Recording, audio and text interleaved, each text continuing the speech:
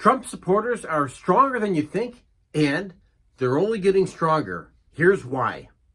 So everyone thought Trump's support would fade by now. Like, the election's over, the stock market boomed and now is sold off, but that's not the ceiling. The ceiling really continues to increase because now Trump supporters are just a little bit more defiant, maybe a little bit more dangerous, and most definitely, regardless if you're pro or con, you definitely shouldn't underestimate Trump's support.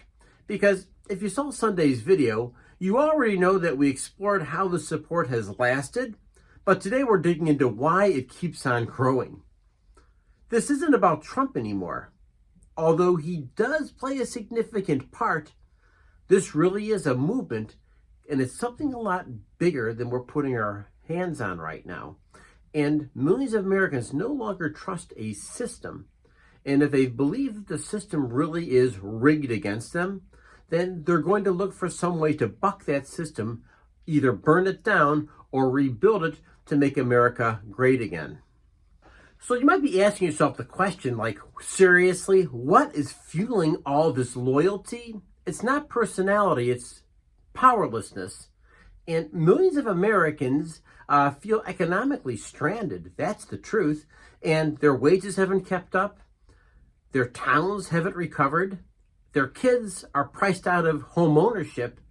They might even be priced out of going to college if that was even an option to begin with.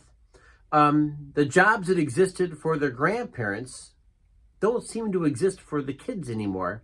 Good factory jobs, good union jobs. And so, whether you agree with Trump's answers or not, he's the only one who seems to be asking the questions.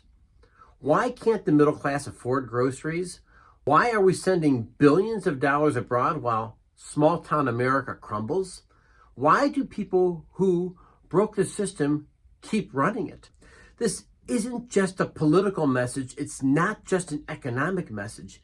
This is an emotional message, and it strikes at some of the very heartstrings of the United States of America. And if you're joining from England or Canada, maybe you can relate, because I'm not so sure some of these same things don't apply to the good folks in those countries and abroad.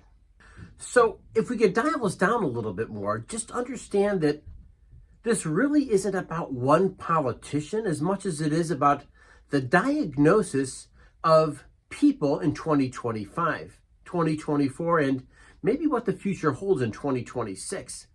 People feel like they've been gaslit. Called crazy? Well, just hear me out.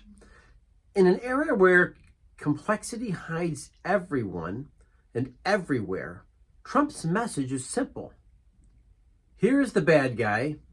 Here's the fix. That's simple. Even a sixth grader can understand that. But we might not agree with the solution, but the simplicity is super powerful.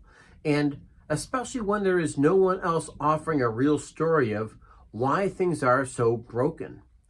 And let's face it, the other political party, in the United States at least, the Democrats, really don't seem to have an answer. They don't have a complete, clear, concise counterpoint to what Trump says, and that puts them at a significant disadvantage, because America most definitely needs a two-party system. And the question is, what's the messaging the other party delivers? I don't know either. So one pundit called this the placebo effect of certainty, right? People just don't want data. They want direction. And Trump gives it to them, even if it's divisive. Kind of a crazy thought, right? The fact is that most of the media and most politicians out there still don't get it. They keep talking about policy. They keep basing all of their thoughts about positioning. Trump is the vehicle. He's not the destination. It's the same reason people buy gold when markets dip. And it's not always rational. It's really much more like emotional security, if that makes sense. Why do gun sales go up? Well, because there's an emotional security there, right? Just saying. So that's what his supporters really feel right now. They feel emotional security, not pride, not certainty, but a sense that he's the only one not pretending that everything's okay. That's huge, because the people feel as though somebody hears them and somebody is responding to their emotional needs. In psychology, they may call that Maslow's hierarchy of needs. The most basic needs, food, water, shelter, are at the bottom, and the more sophisticated the need is, the higher up the hierarchy you go.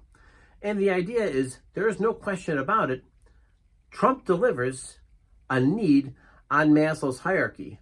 Here's a copy of it. You tell me what you think. And if you do have thoughts about this, leave them in the comments below, because I do think there is a psychological component to all of this. Maybe you disagree, maybe you do agree, and if you do, please comment below. So if you're into breakdowns like this, not just garbage, but a real thoughtful approach to power and economics and people who are caught in the middle, subscribe. I post daily and try to bring meaningful news right to your inbox. And I try to stay really super grounded, because the question I really ask is, who's really winning right now? And at what cost are they winning? So yes, Trump's base is here right now in 2025, and they're rock solid and they're growing. So maybe it's part of the reason is because nobody else is helping fill that gap. And the Democrats can't figure out what the gap even is half the time. So hit like, hit subscribe. Let's have meaningful discussions. And once again, if you're from Canada, if you're from the UK or beyond, make sure you're leaving comments as well, because you really do matter. Because I'm not so sure some of these same discussions aren't going on where you live too. Hey, remember, the biggest battle we're fighting between the ears? Stay healthy and celebrate your victories on a daily basis. Have a great day, and I'll see you in the next episode.